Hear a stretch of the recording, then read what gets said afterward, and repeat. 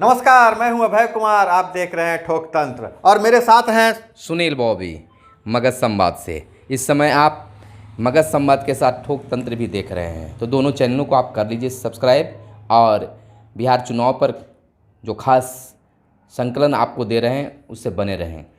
हम अभी बात करेंगे कि दिग्गजों के जो बेटा बेटी हैं उनका क्या स्थिति रही और चुनाव में वो खड़े थे तो दिग्गज के बेटा बेटी की क्या स्थिति रही। चुनाव में जो है अभय जी, ये लग रहा है कि परिवारवाद, माने जो बड़े नेता बन गए हैं तो चाह रहे हैं कि हमारा बेटा ही हमारी बेटी ही जो है वह चुनाव में आए, मेरा विरासत को संभाले।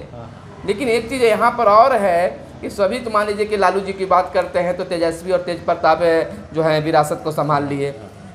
रामविलास पासवान जी नहीं रहे, लेकिन उनकी विरासत को तेजस्वी चिराग पासवान जो है संभाल लिए। लेकिन आज भी वह प्रचलन जारी है।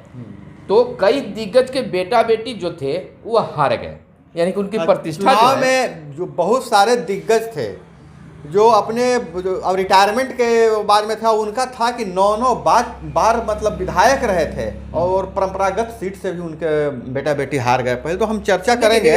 जैसे दिग्गजों की अगर बात कर ले अभय जी, तो कांग्रेस के सीट से, कांग्रेस के टिकट पर शत्रुघ्न सिन्हा का बेटा शत्रुघ्न सिन्हा के सीट पर जीतते रहे हैं और फिर उसके बाद में वह जो है कांग्रेस में चले गए। बिहारी बाबू के नाम से पूरे जानते हैं, मतलब ऐसा नहीं पहचान के भी भूखे नहीं थे। फिल्मी एक्टर रहे हैं, अभिनेत्री, भाजपा के स्टार प्रचारक हुआ करते थे। आज कांग्रेस में है तो अपने न लड़कर बेटा को विधानसभा चुनाव में कुदा दिए, लेकिन हार हो गई।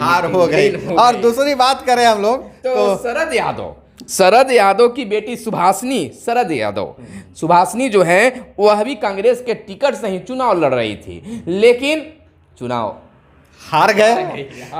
सुभाषनी यादव ने गजब एक इंटरव्यू में भी बताया था कि हम मतलब जो मेरे पिताजी ने जो स्केल खड़ा किया है उस परफेक्शन को हम पूरा करेंगे, और बहुत कॉन्फिडेंस दिख रही थी। और वो जो इंटरव्यू मैंने गाड़ी में चलते चलते मैंने इंटरव्यू उनका देखा था, तो सुभाषनी यादव की हार तो कहीं ना कहीं ऐसा लग रहा है कि दिग्गज अब जनता इस तरह से वंशवाद को नकार रही है। आपको क्या लगता है? बहुत, ये तो जरूर लग रहा है। तो उसी प्रकार से चर्चा में आगे कर लेते हैं कि सदानंद सिंह जो कांग्रेस के नेता हैं और अपने जो बेटा हैं शुभानंद सिंह वो कांग्रेस के टिकट पर लड़ा रहे थे, लेकिन इनकी भी हार हो गई।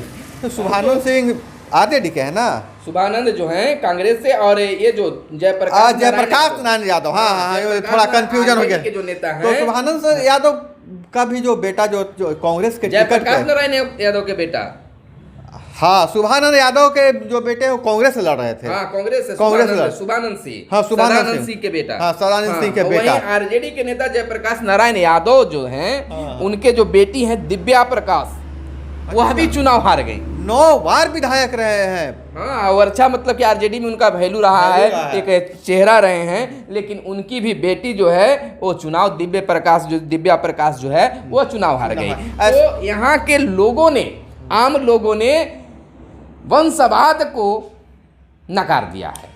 ऐसा है कि अब जो सैटेलाइट से अपने जो बेटे बेटियों को जो लॉन्च करते थे नेता लोग, उसे जनता अब नकारना शुरू कर दी। बिहार में एक तरह का एक बदलाव का एक नया बयार चल पड़ा है। अब जो देखिए, तेजस्वी यादव भी काम किए, जब वो जनता के बीच मजबूती से आए तभी उन्होंने जनता स्वीकारा। ये तो सर बात हो गई कि लोग दिग्गजों के जो बेटे बेटी थे उनको नकार दिया है, इस चुनाव में देखना नहीं चाहे, लेकिन कुछ जगह पर जीते होंगे। लेकिन एक चीज़ और है, चुनाव के पहले ही यह एक चर्चा था बिहार में क्या रातों रात स्टार बन गई थी नेहा से राठौर। हाँ, स्टार बन गई थी और अच्छा खासा चला था। और उसका जवाब सासाराम में माननीय सम्मानित प्रधानमंत्री नरेंद्र मोदी जी के द्वारा दिया गया था कि बिहार में काबा का जवाब दिया गया था कि बिहार में सम्मान बा, इस तरह से करके दिया।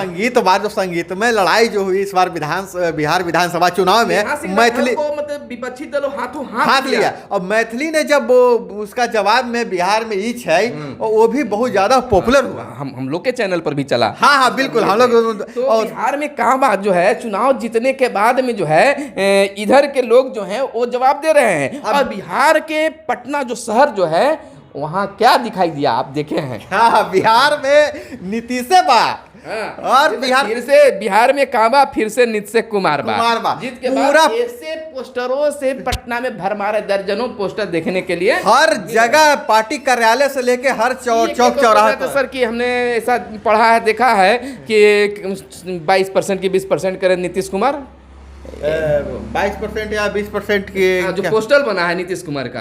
हाँ, नीतीश कुमार का जो पोस्टर, नहीं, जो पोस्टर से उनका हटाया गया था, जैसे कहने का मतलब कि दूसरे फेज के चुनाव में अभी तक एनडीए के जो बड़े नेता हैं, जैसे नीतीश कुमार हैं या अन्य हैं, हाँ सुशील मोदी का आया, लेकिन नीतीश कुमार का अब तक कोई बयान नहीं आया अभी तक। नहीं, आप देखेंगे चुनावों में नीतीश कुमार को जिस तरह से आरजेडी ने लालू और राबड़ी को फोटो को हटाया, वहाँ से मोदी का फोटो, नीतीश कुमार को रिप्लेस करके मोदी का फोटो लगाया गया था। तो है ही, लेकिन एक चीज़ देखते थे कि नीतीश कुमार चाहे भाजपा के जो भी लोग का जो मंच सजता था, सभाएं होती थी, उसमें अनुशासन बहुत ज़्यादा होता था। हाँ, एक चीज़ है। और अन्य लोगों के जो मंच था उस पर भीड़ भरी रहती थी, जनता हाँ करता था। पप्पू यादव का हाथ भी टूट गया था इसमें। और एक चीज़ और रहा है कि आप देख सकते हैं कि तेजस्वी यादव का जो भाषण होता था 2-3 मिनट का हुआ करता था, और अन्य लोगों का जो नीतीश कुमार के जिंदगी से भाषण देते थे, लेकिन 5 से 10-15 मिनट का एक बात आप सुनते थे। महिलाएं जो हैं अगली कतार में बैठकर सुना करते थे।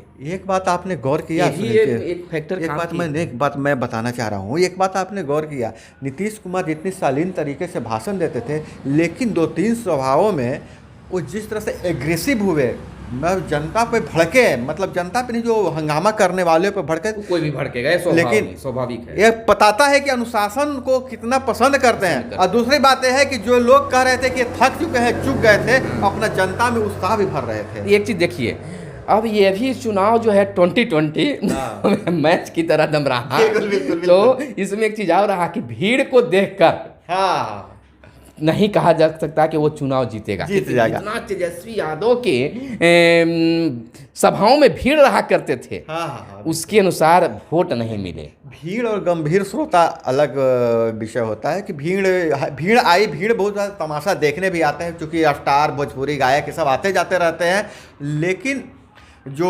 गंभीरता से सुनने आते हैं लोग, मोदी को सुनने गंभीरता से आए थे, नीतीश कुमार को गंभीरता से कि मोदी जी और नीतीश कुमार को पहली पसंदीदा महिलाओं के लिए महिला का पूरा सपोर्ट रहा है। बहुत जगह तो ऐसा हुआ है सर कि पुरुष वोट दूसरे जगह दिया, महिला नीतीश कुमार को वोट डाला। साबित हो गया कि 10 लाख नौकरी देने का जो तेजस्वी यादव का वादा जो था, उस पर विश्वास नहीं हुआ, लेकिन मोदी जी के द्वारा या भाजपा के द्वारा जो कहा गया कि 19 लाख नौकरियों का सृजन, रोजगार का सृजन करेंगे, इस पर लोगों ने विश्वास किया, तब तो बढ़त मिली। मोदी जी द्वारा जो भूल चुके थे जंगल राज को याद दिलवाया गया। तो उस 15 साल के जंगल राज को जो एक पीढ़ी जो है भूलने जा रही थी, उसको उन्होंने याद दिलाया, और उसका डर पैदा करके भी चुनाव और नीतीश कुमार के काम को मजदूरी मिला है। ये भी लोग सोच सकते हैं कि केंद्र में अगर भाजपा है तो बिहार में भी अगर हम भाजपा को ही बनाएंगे तो भाजपा का बिहार का विकास होगा, यह भी लोग सोचते हैं, है ना। और हम चाहते हैं कि दर्शकों की उम्मीद पे सरकार खरी उतरे, और हम फिर आगे फिर चर्चा करते रहते हैं। बनने वाली सरकार को हम बधाई देते हैं, शुभकामनाएं देते हैं कि फिर से बिहार में नया विकास होगा। जिस उम्मीदों पर यहाँ के लोगों ने वोट दिया है, मत दिया है, बहुमत दिया है, तो सरकार भी उनके उम्मीदों पर खड़ा उतरेगी, ऐसा मुझे विश्वास है। तो हमारे साथ आप बने रहें, और सर आपका निवेदन, मैं भी कोशिश करूंगा कि आपके मुद्दे पर हम दोनों खड़े उतरे और आपको नई नई जानकारी देते रहे। हम व्यूअर्स के लिए क्या कहना चाहिएगा? व्यूअर्स के लिए मैं कहना चाहूँगा कि अगर आप इस चैनल पे, हमारे चैनल पे मगध संवाद या फिर ठोक तंत्र, दोनों चैनल पर आप देख रहे हैं, अगर पहली बार आए हैं तो अगर फेसबुक पेज पर अगर देख रहे हो तो पेज को लाइक कर लीजिए, अगर यूट्यूब चैनल पे देख रहे हैं तो चैनल को सब्सक्राइब कर लीजिए, बेल वाला जो नोटिफिकेशन है बिल्कुल दबा दीजिएगा, ताकि हम आपके पास अगली वीडियो मिलती रहे। आपका लाइक ही हमें उत्साहित करता है, इसलिए वीडियो देखने के बीच शुरुआती दौर में ही लाइक कर दीजिए और सब्सक्राइब कर लीजिए, क्योंकि वीडियो में जब आप चले आइएगा तो आप खो जाइएगा और भूल जाइएगा लाइक और सब्सक्राइब करना, तो पहले ही आप काम कर दीजिए। धन्यवाद। जय हिंद, जय भारत, वंदे मातरम। धन्यवाद।